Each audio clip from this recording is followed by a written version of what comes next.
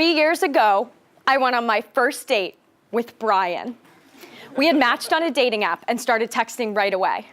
He was so enthusiastic and compassionate. He would text me, "Hey," with an exclamation point, followed by, "How's it going?" We really hit it off. He was just so easy to talk to. Fast forward to our first date. It was awful. We couldn't keep a conversation going. His voice was monotone, he failed to make eye contact, and he wasn't even asking questions. So much for enthusiastic and compassionate.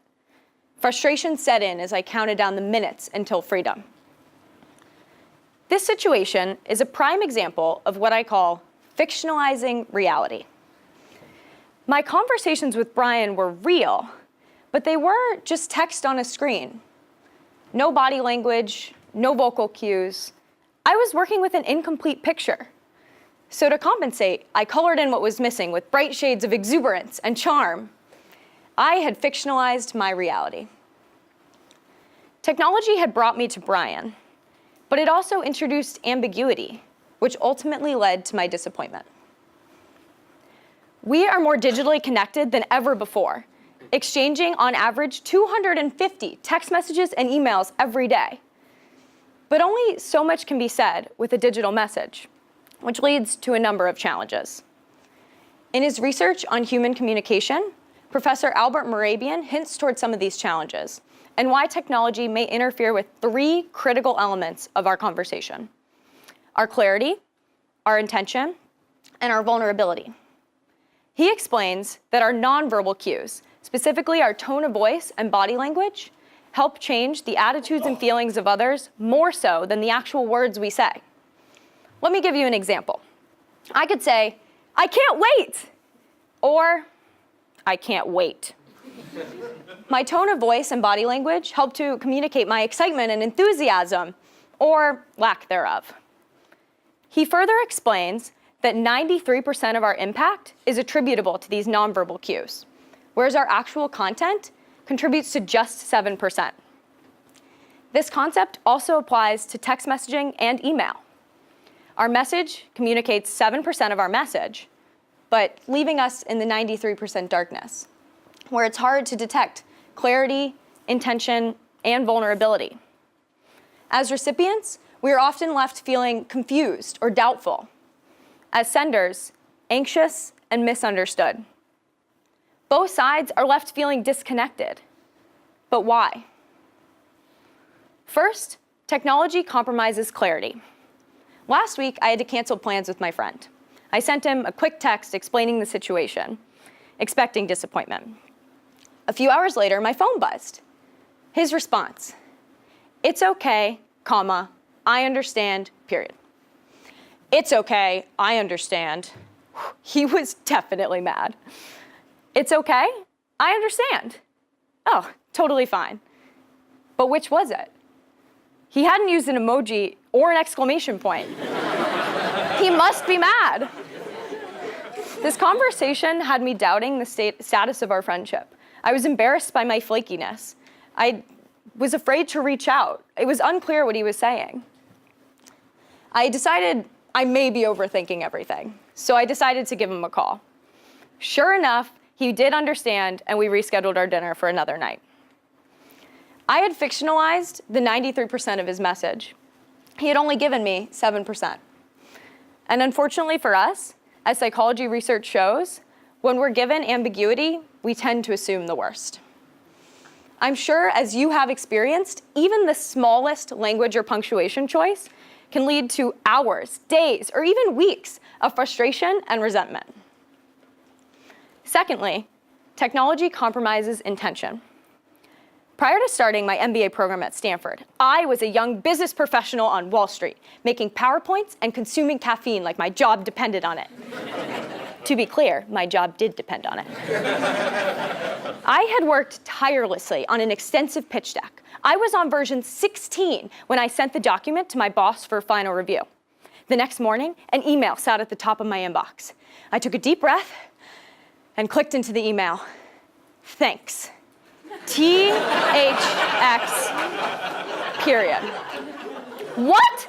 Are you kidding me? Did I make a mistake? Does he know how long I spent working on this project? There is no way I'm spending this much time on the next one. NOWAY, period. This email from my boss left me feeling unappreciated and unsupported. This interaction wasn't uncommon with him, but this last message left me feeling completely demoralized, to the point that I considered looking for a new role. That is, until I ran into my boss, and he congratulated me on a job well done. Wait, what? To my surprise, he had been so incredibly impressed with the pitch deck that he printed the deck as is, replied with a quick THX, and moved on. Failing to see the intention behind his thanks, I had fictionalized my reality yet again.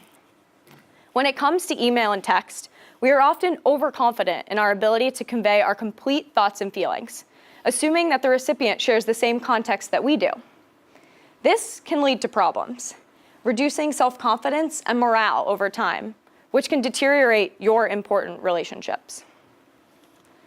Lastly, technology compromises vulnerability.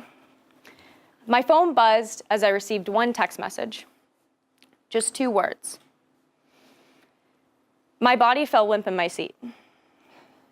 My dad had informed me that my only grandfather had passed away. But his message felt abrupt, harsh, emotionless. What I sought in this moment was support and strength from my dad, but instead, I felt disconnected. I was afraid to delve into the 93% darkness. I couldn't fictionalize this reality. I failed to detect my father's true feelings, and I struggled to expose my own vulnerability to him. Again, I had been provided a snippet of content, but the rest was ambiguous. It's hard to choose the right words for a text or email, making it hard to express our true feelings in important moments like this one. Technology allows us to accomplish incredible things, but by virtue of its digital form, it can get in the way of truth and genuine connection. So if you seek to build meaningful connection, how exactly do you do that? Strive for clarity. Instead of, "It's okay, I understand," try, "It's okay, thanks for letting me know. I'd love to catch up. Let's reschedule." A clear tone goes a long way. Express your intention explicitly. Instead of replying with, "Thanks," you could try, "This is great. I appreciate your hard work. Thanks." With just 8 additional words, my boss could have adequately expressed his appreciation, giving me confidence in my work. Convey more emotion, even when difficult. Your grandfather has passed away. I know this is hard for all of us, but stay strong. Call me when you can. I love you. Digital messaging is a powerful tool, and if you use it with intention, you can wield powerful results. You can prevent others from fictionalizing their reality. Instead of creating unnecessary frustration or distance, you can build self-confidence and morale.